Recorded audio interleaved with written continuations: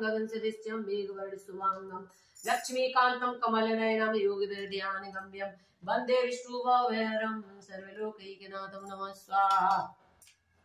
ओम भूर्भुवः स्वः तत्सवितुर्वरेण्यं भर्गो देवस्य धीमहि धियो यो न प्रचोदयात् नमः स्वाहा। इदं गायत्री इदं नमः। ओम भूर्भुवः स्वः तत्सवितुर्वरेण्यं भर्गो देवस्य धीमहि धियो यो न प्रचोदयात् नमः स्वाहा। इदं गायत्री इदं नमः। ओम भूर्भुवः स्वः तत्सवितुर्वरेण्यं भर्गो देवस्य धीमहि धियो यो न प्रचोदयात् नमः स्वाहा। इदं गायत्री इदं नमः। ओम भूर्भुवः स्वः तत्सवितुर्वरेण्यं भर्गो देवस्य धीमहि धियो यो न प्रचोदयात् नमः स्वाहा। इदं गायत्री इदं नमः। ओम भूर्भुवः स्वः तत्सवितुर्वरेण्यं भर्गो देवस्य धीमहि धियो यो न प्रचोदयात् नमः स्वाहा। इदं गायत्री इदं नमः। ओम भूर्भुवः स्वः तत्सवितुर्वरेण्यं भर्गो देवस्य धीमहि धियो यो न प्रचोदयात् नमः स्वाहा। इदं गायत्री इदं नमः। ओम भूर्भुवः स्वः तत्सवितुर्वरेण्यं भर्गो देवस्य धीमहि धियो यो न प्रचोदयात् नमः स्वाहा। इदं गायत्री इदं नमः। ओम भूर्भुवः स्वः तत्सवितुर्वरेण्यं भर्गो देवस्य धीमहि धियो यो न प्रचोदयात् नमः स्वाहा। इदं गायत्री इदं नमः। ओम श्रीं ह्रीं क्लीं ऐं कमलवासिन्यै नमः स्वाहा। ओम श्रीं ह्रीं क्लीं ऐं कमलवासिन्यै नमः स्वाहा। ओम श्रीं ह्रीं क्लीं ऐं कमलवासिन्यै नमः स्वाहा। ओम श्रीं ह्रीं क्लीं ऐं कमलवासिन्यै नमः स्वाहा। ओम श्रीं ह्रीं क्लीं ऐं कमलवासिन्यै नमः स्वाहा। ओम श्रीं ह्रीं क्लीं ऐं कमलवासिन्यै नमः स्वाहा। ओम श्रीं ह्रीं क्लीं ऐं कमलवासिन्यै नमः स्वाहा। ओम श्रीं ह्रीं क्लीं ऐं कमलवासिन्यै नमः स्वाहा। ओम श्रीं ह्रीं क्लीं ऐं कमलवासिन्यै नमः स्वाहा। ओम श्रीं ह्रीं क्लीं ऐं कमलवासिन्यै नमः स्वाहा। ओम श्रीं ह्रीं क्लीं ऐं कमलवासिन्यै नमः स्वाहा। ओम श्रीं ह्रीं क्लीं ऐं कमलवासिन्यै नमः स्वाहा। ओम श्रीं ह्रीं क्लीं ऐं कमलवासिन्यै नमः स्वाहा। हरि ओम। या देवी सर्वभूतेषु भक्तिरूपेण संस्थिता नमस्तस्यै नमस्तस्यै नमस्तस्यै नमो नमः स्वाहा। या देवी सर्वभूतेषु ज्ञानरूपेण संस्थिता नमस्तस्यै नमस्तस्यै नमस्तस्यै नमो नमः स्वाहा।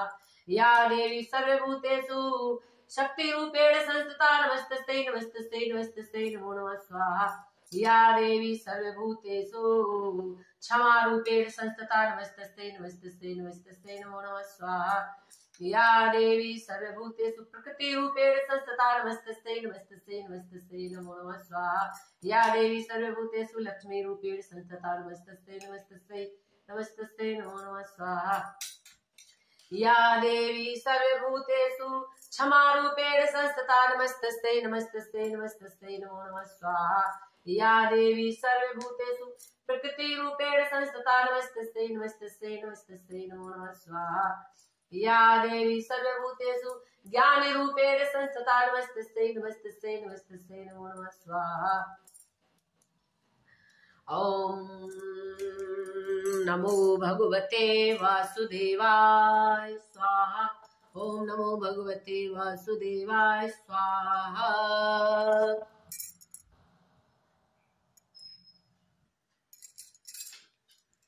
ओम सूर्याय नमः स्वाहा। इदं सूर्याय इदं नमः। ओम सूर्याय नमः स्वाहा। इदं सूर्याय इदं नमः। ओम प्रजापतये नमः स्वाहा। इदं प्रजापतये इदं नमः।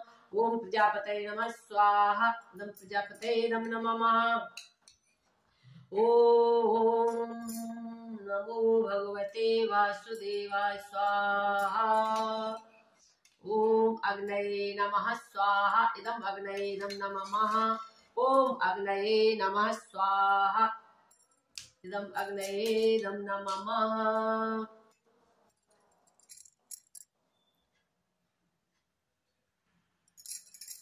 ओम ह्रीं ओम स्वाहा, ओम ह्रीं ओम स्वाहा, ओम ह्रीं ओम स्वाहा, ओम ह्रीं ओम स्वाहा, ओम ह्रीं ओम स्वाहा, ओम ह्रीं ओम स्वाहा, ओम ह्रीं ओम स्वाहा। ओम ह्रीं ओम स्वाहा, ओम ह्रीं ओम स्वाहा, ओम ह्रीं ओम स्वाहा, ओम ह्रीं ओम स्वाहा। ओम नमो भगवते वासुदेवाय, ओम नमो भगवते वासुदेवाय नमः स्वाहा। ओम नमो भगवते। ओम राम राज बैठे त्रैलोका हर्षित भयो गयो सब शोका नमः स्वाहा। ओम जगते व्याराम घर आए नित नव मंगल मोद बधाए नमः स्वाहा। ओम जाम बंत के वचन सुहाए श्री हनुमंत हृदय तिवाय नमः स्वाहा। तब लग मोहित पर क्यों तुम आए सह दुखे कंद मूल फल खाए नमः स्वाहा। जब लगे आव सीता दे की होए काज मोए हरस विशेषी नमः स्वाहा। चूड़ा मणि उतार तब दयो हरस समेत पवन सुत लयो नमः स्वाहा। अरे मात मोए कछु दीजो चीना जैसे रघुनायक मोए दीना नमः स्वाहा। चूड़ा मणि उतार तब दयो हरस समेत पवन सुत लयो नमः स्वाहा। ओम नमो भगवते वासुदेवाय, ओम नमो भगवते वासुदेवाय। स्वाहा स्वाहा स्वाहा स्वाहा स्वाहा।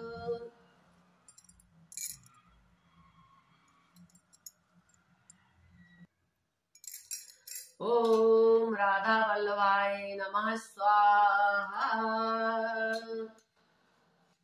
ओम कर्पूर गौरम करुणावतारम संसार सारम भुजगेन्द्रहारम सदा वसंतम हृदयारविंदे भवम भवानी सहितं नमामि नमः स्वाहा।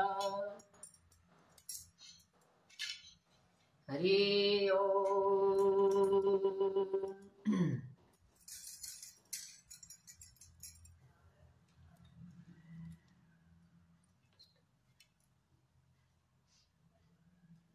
ओम तुलसामया नमः स्वाहा।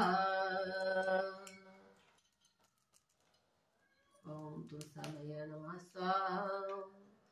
ओम शालिग्राम नमः स्वाहा। ओम नमो नारायणाय नमः स्वाहा। ओम भूर्भुवः स्वः तत्सवितुर्वरेण्यं भर्गो देवस्य धीमहि धियो यो न प्रचोदयात् नमः स्वाहा। ओम भूर्भुवः स्वः तत्सवितुर्वरेण्यं भर्गो देवस्य धीमहि धियो यो न प्रचोदयात् नमः स्वाहा। ओम अग्नये नमः स्वाहा। ओम अग्नये नमः स्वाहा। ओम अग्नये नमः स्वाहा। हरि ओम।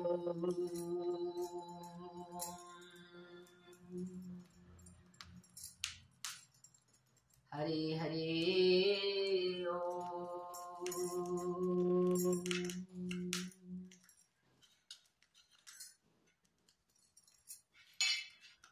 ओम पूर्णमिदः पूर्णमिदं पूर्णात् पूर्णमुच्यते।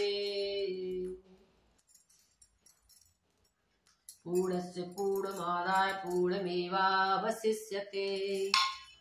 नमः स्वाहा।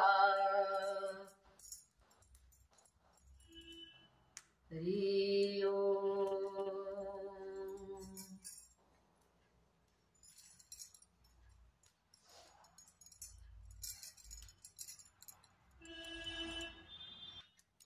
हरे राम जपते हैं हनुमाना। इस मंत्र की महिमा को सारे जग ने जाना। बोलो तुलसा मैया की जय, शालिग्राम भगवान की जय। ओम जय तुलसी माता मैया जय तुलसी माता, सब जग की सुख दाता वरदाता। ओम जय तुलसी माता, सब रोगों के ऊपर मैया, सब रोगों के ऊपर ब्रज से रक्षा करके भव त्राता। ओम जय तुलसी माता, बहुपुत्री है श्यामा, सुरबल है ग्राम्या मैया, सुरबल है ग्राम्या। विष्णु प्रिय जो तुम्हें पूछे तो उतर जाता। ओम जय तुलसी माता, हरि को तुम्हें अति प्यारी, श्याम बरण सुकुमारी मैया, श्याम बरण सुकुमारी। प्रेम अजब है उनका तुमसे कथा नाता। ओम जय तुलसी माता, हर के शीश विराजत, प्रभुवन से हो वंचित मैया, प्रभुवन से हो वंचित। पतित जनों की तारण तुम हो विख्याता। ओम जय तुलसी माता, लेकर जन्म विजन में आई, दिव्य भवन में मैया, दिव्य भवन में मानव लोक तुम्हीं से सुख संपत पाता। ओम जय तुलसी माता, कर्पूर गौरम करुणावतारम, संसार सारम भुजगेन्द्रहारम, सदा वसन्तं हृदयारविन्दे, भवं भवानी सहितं नमामि। बोलो तुलसा मैया की जय। आरत बाल कृष्ण की कीजिए, अपनो जन्म सफल कर लीजिए। श्री यशोदा को परम दुलारो, बाबा की अखियन को तारो। गोपिन को प्राण को प्यारो, इन पर प्राण निछावर कीजिए। बोलो तुलसा मैया की जय।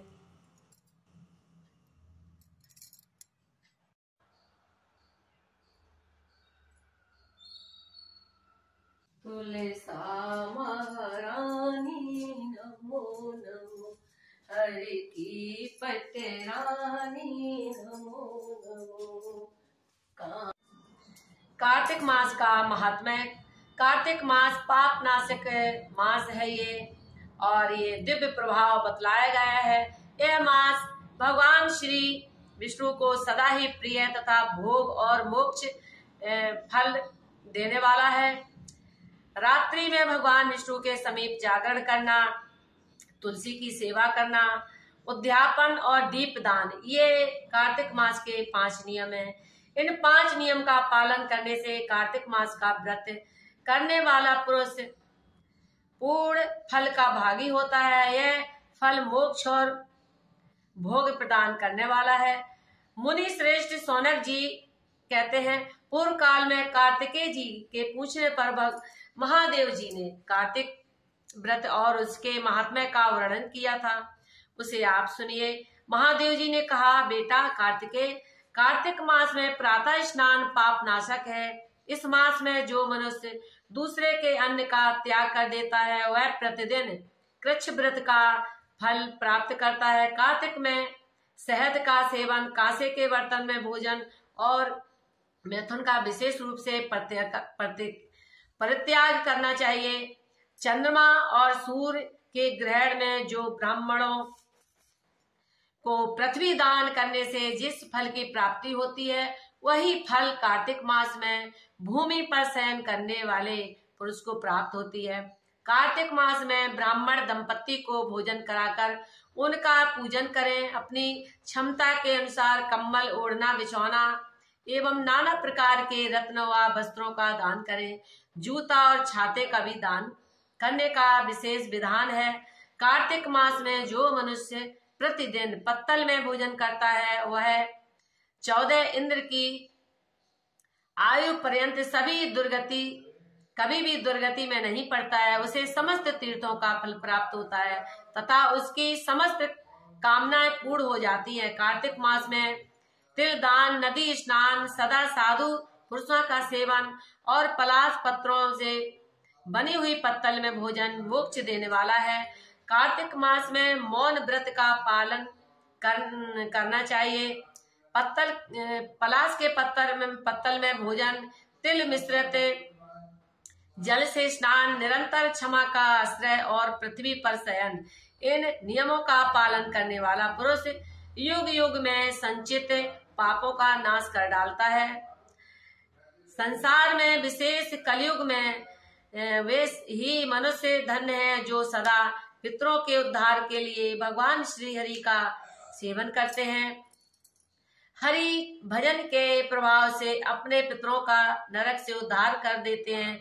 यदि पितरों के उद्देश्य से दूध आदि के द्वारा भगवान श्री हरि को स्नान कराया जाए तो पितर स्वर्ग में पहुंचकर कोटि कल्पों तक देवताओं के साथ निवास करते हैं।